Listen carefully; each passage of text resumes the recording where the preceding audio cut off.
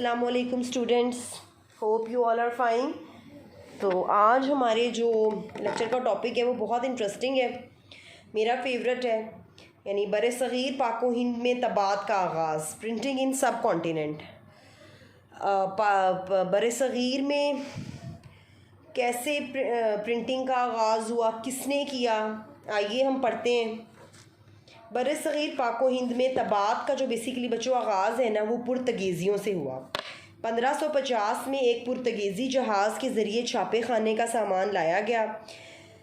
Basically यहाँ पे इसलिए लेट प्रिंटिंग स्टार्ट हुई कि जो हिंदुस्तान, आपको पता ही है कि हमारे यहाँ हम लोग ज़्यादा तरक्की पसंद कौमें नहीं हैं, चाहे हिंदू थे यहाँ पे, चाहे मुसलमान थे, चाहे यहाँ पे सिख बिरादरी थी, पुर्तगीज़ी थे या जो भी थे, देवर नॉट लाइक जिद्दत पसंद नहीं थे, ये सबसे अलग थलग थे, इनका बहुत ज़्यादा किसी से राब्ता भी नहीं था,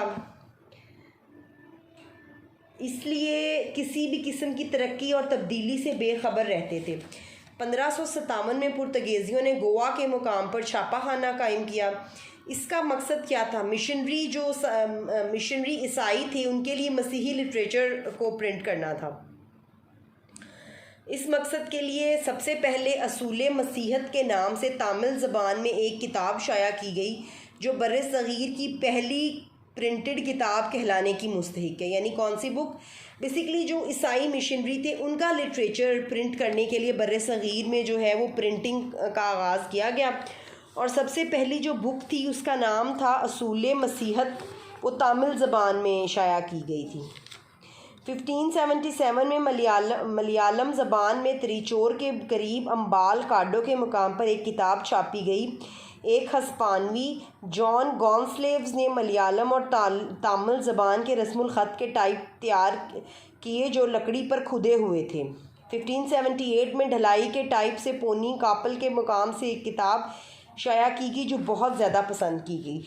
आपको पता ही है कि प्रिंटिंग का आगाज़ कैसे हुआ था? छपाई से, यानी कि ठप्पे की छपाई जिस तरह होती है ना, उस तरह वो लोग वो जो रस्मुल ख़त होता था, एक इलाके का स्पेसिफ़िक जो रस्मुल ख़त होता था, यानी कि पहले स्टार्ट हुई यूरोप में, उन्होंने अपनी पहले स्टार्ट हुई चाइना में, उन्होंने अपने रस्मुल ख़त के अकॉर्डिंग वो खुदाई की होगी, वो ब्लॉक्स बनाए होंगे लकड़ी के। ऐसी ही होती है ना प्रिंटिंग। आप लोगों ने कभी छापा, फॉर एग्ज़ाम्पल हम लोग अगर किसी एम्ब्रॉयडरी के लिए सूट पे छापा लगवाने के लिए जाते हैं, तो वो जो डिज़ाइन होता है वो लकड़ी के ऊपर उन्होंने खोदा हुआ होता है, वो लकड़ी के ब्लॉक्स बने हुए होते हैं, उसको वो इंक में डिप करते हैं और कपड़े के ऊपर लगा देते हैं। तो इस तरह वो उसी जो रस्मुल ख़त होता होगा, एक स्पेसिफ़िक इलाके का रस्मुल ख़त जो होता होगा, उसके वो ब्लॉक्स लकड़ी को वो खुदवा लेते होंगे और फिर वो इंक में डिप करके कागज़ के ऊपर प्रिंटिंग करते होंगे। ठीक है, अच्छा, बेसिकली उस वक्त दौरे हुकूमत किसका था? मुग़ल एम्परर जो थे वो वहाँ पे उस वक्त उनकी एम्पायर थी, वो वहाँ पे स्याह सफ़ेद के मालिक थे।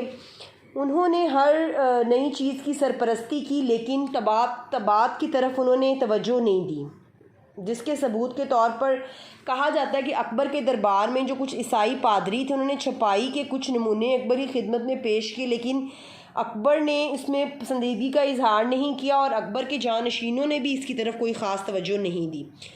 अच्छा, इसकी जो मुख्तलिफ़ वजूहात हैं वो बेसिकली ये भी थी कि तबात के जो नमूने हुक्मरानों को वक्तन फ़वक्तन पेश किए जाते थे, वो ज़्यादातर मसीही जो मतलब मिशनरी होते थे ना, ईसाई मिशनरी, वो अपनी मिशन को फ़रोग़ देने के, लोगों को ईसाई बनाने के लिए जो लिटरेचर छापते थे वो उसके होते थे। इसलिए वो जो मुग़ल थे उस वक्त मुसलमान होने की हैसियत से ज़ाहिर है वो क्रिश्चियनिटी को पसंद नहीं करते थे और ना वो चाहते थे कि यहाँ पे क्रिश्चियनिटी को फ़रोग़ हासिल हो।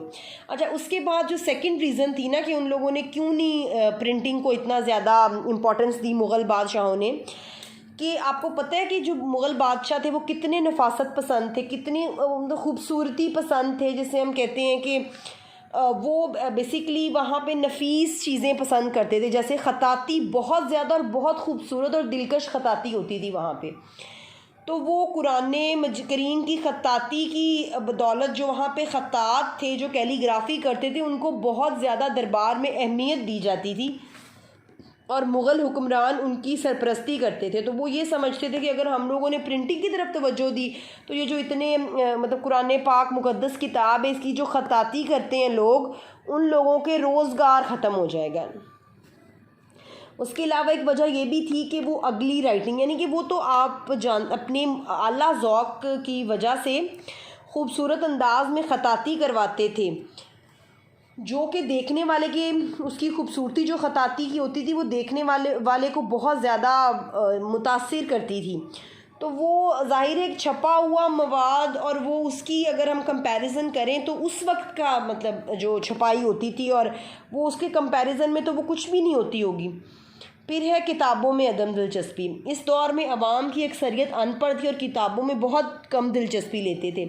इसलिए भी मुग़लों ने तबात की सरपरस्ती ना की कि लोगों को किताबों पढ़ने में तो इंटरेस्ट है नहीं, तो हम क्यों इंटरेस्ट लोगों का बढ़ाएं। अच्छा, उसके बाद है जी अंग्रेज़ और तबात, यानी ब्रिटिशर्स एंड प्रिंटिंग। अंग्रेज़ एक मुद्दत से बरे सग़ीर पर आप जानते हैं हुकूमत के ख्वाब देख रहे थे, और फिर जब वो बरे सग़ीर में अपने कदम मजबूत करने के लिए हर मुमकिन कोशिश की उन्होंने। अंग्रेज़ों ने प्रिंटिंग की गर्ज से 1674 में मुंबई के मुकाम पर पहला छापा खाना कायम किया। मद्रास में 1772 में छापा खाना नस्ब हुआ, जबकि 1779 में कलकत्ता में एक सरकारी छापा खाना कायम किया गया। अच्छा, ये जो 1779 में जेम्स ऑगस्टस हिकी ने, ये this is very important name in the history of British journalism, ठीक है। जेम्स ऑगस्टस हिकी, इसने एक सरकारी छापा खाना कोलकाता में कायम किया, जिससे हिकी गज़ट कायम हुआ, उसने जारी किया था। उसका पहला, उसको हम इंडिया का पहला न्यूज़पेपर भी कह सकते हैं। बर्रे सग़ीर पाको हिंद का पहला न्यूज़पेपर हिकी गज़ट था, जो सर जेम्स ऑगस्टस हिकी ने 1779 में कलकत्ता के मुकाम पर छापा खाना कायम किया था। फिर है फ़ारसी और अरबी टाइप।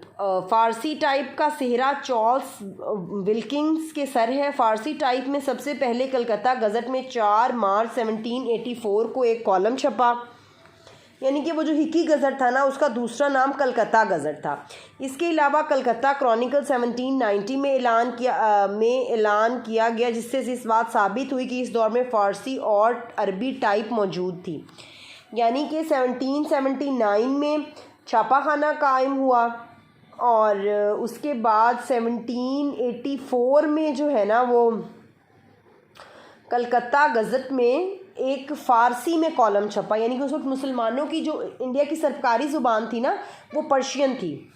इसके अलावा कलकत्ता क्रॉनिकल 1790 में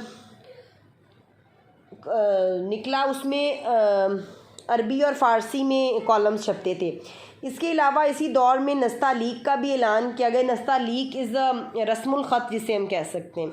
1801 में कलकत्ता में 4 अंग्रेज़ी छापा खानों में फ़ारसी टाइप का इंतज़ाम मौजूद था। 1803 में हिंदुस्तानी प्रेस के नाम से एक छापा खाना कायम हुआ, जिसमें सिर्फ फ़ारसी रस्मुल ख़त ही में तबात होती थी, क्योंकि मुग़ल्स का भी बेसिकली ज़ुबान जो थी वो फ़ारसी थी, इसीलिए वहाँ पे उस वक्त इंडिया में मुग़ल हुक्मरानी में थे, तो फ़ारसी जो थी वो वहाँ की ऑफिशियल जो थी लैंग्वेज वो फ़ारसी थी।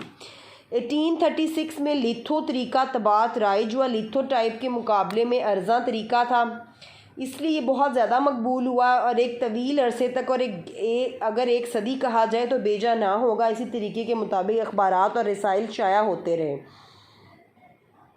20वीं सदी में लिथो की जगह ऑफसेट तरीका तबात ने ले ली, ठीक है। फिर है बर्रे सग़ीर में ख़बर नवीसी, जर्नलिज्म इन द सब कॉन्टिनेंट।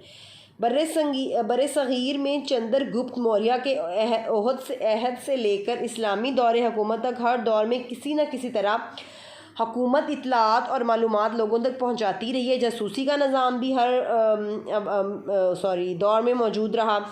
बड़े सग़ीर में इस्लाम ने जो दूसरे असरात मुरतब किए, इनमें से ख़बर रसानी भी काबिल ज़िक्र है। मुसलमानों ने ईरानियों से इस इल्म के बारे में बहुत कुछ सीखा और इस निज़ाम को अपने दौर के तकाज़ों के मुताबिक बेहतर बनाने में कोशियाँ रहे। अब्बासी और उमवी इस सिलसिले में काबिल ज़िक्र हैं। हज़रत अमीर मुआविया ने अल-बरीद का महकमा कायम किया।